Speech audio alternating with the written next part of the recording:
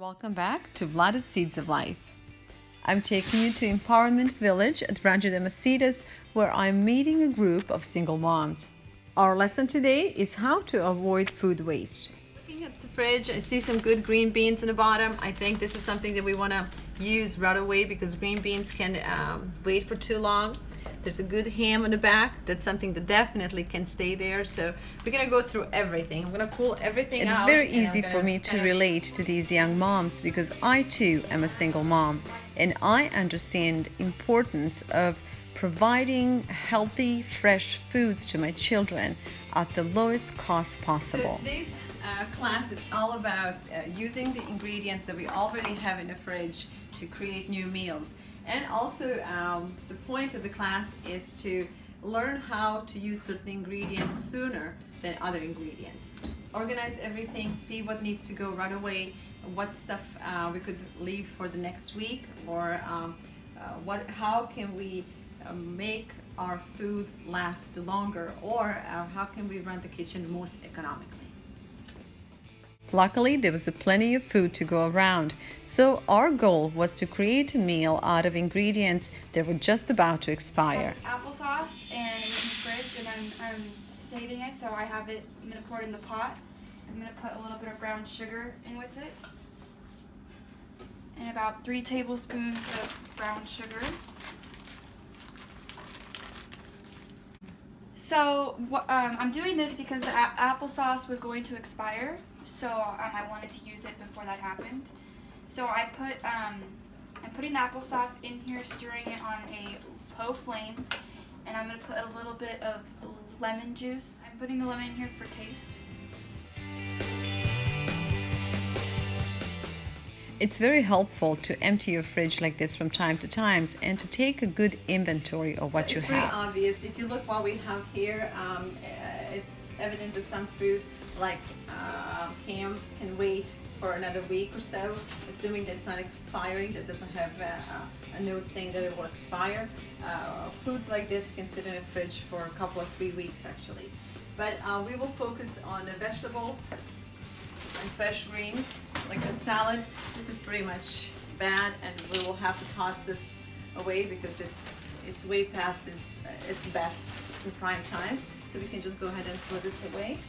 But there are other ingredients, like these tomatoes. They are kind of getting old, but what we will do, we'll just cut them deep in, and we'll still use what's left for our dinner tonight.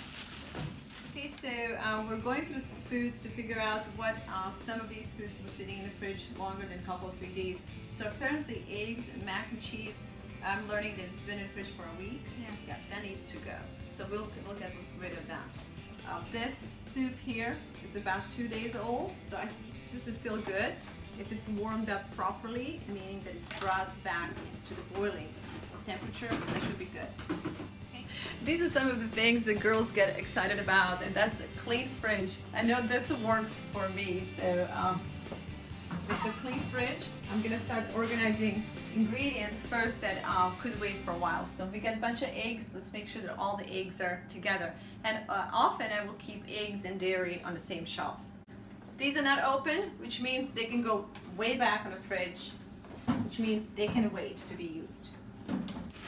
All right, next is cheese that has not been opened, which means if it's not open, bacteria cannot get to it yet. So it means that this can wait. So let's put that in the back. Had cheeses and stuff. Is it washed? Is it still I wiped it out. It's wiped out. Yeah. So this salad, it's really good, but it will need to go in the next couple of days, like a couple of 3 days, if we're gonna use it. And when you buy a salad, when you bring it in the fridge, you'll see the condensation happen like this, which will spoil the salad sooner. So what I would do, if this was in my house, I would leave it open for just a little bit to let all the moisture out and kind of stop the spoiling process. So I'll just leave it like this just for a little bit. But before we're done, I would like to close this again, okay? So we're gonna be naughty, and we're gonna put all these sweet treats all the way in the back, because number one, they can sit forever in the fridge. That's one thing. And number two, we don't want them right in our face when you open up a fridge. So we're gonna bring the good healthy stuff on the front and put these things all Those the are for way. toddlers, so. Reason more. Keep them out of our sight, but Yeah. they're there and they're nice and cool when needed. But you know, you're gonna have to put effort to reach them. So Yeah. chances are you'll pick up something like this. Buy this cheese because and I put it in a bowl and I grate it because it's cheaper to buy it In a ball? Yeah, in bulk rather than buying the already processed shredded cheese. Okay, that's a great Yeah, idea. yeah. That's a way to save money. Yeah. So we have another stack of cheese like this one right here.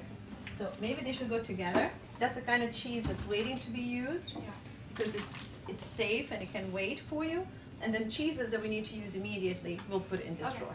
Okay.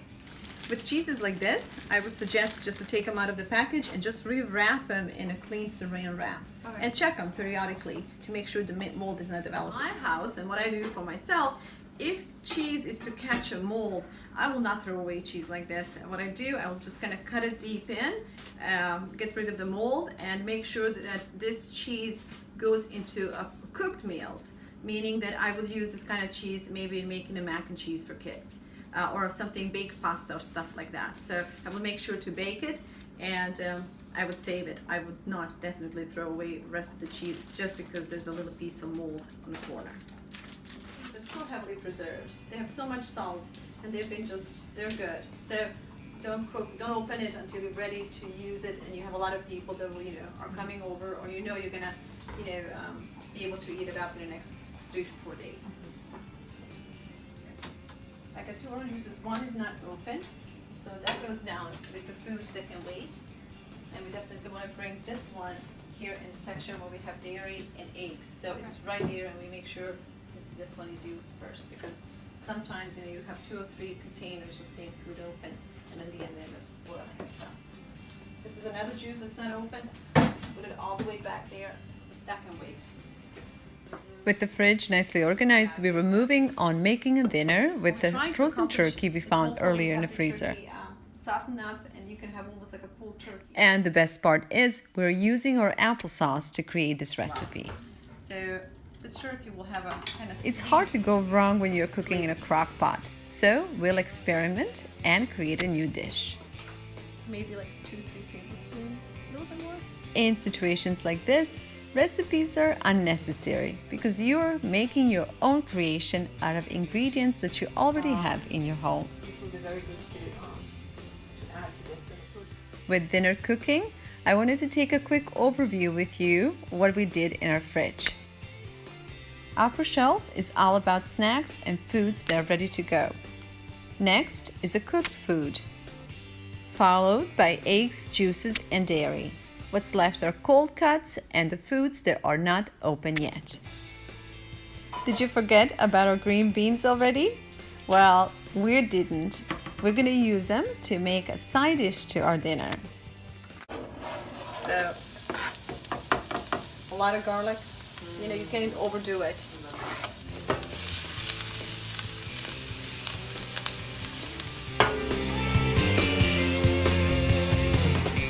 Brown.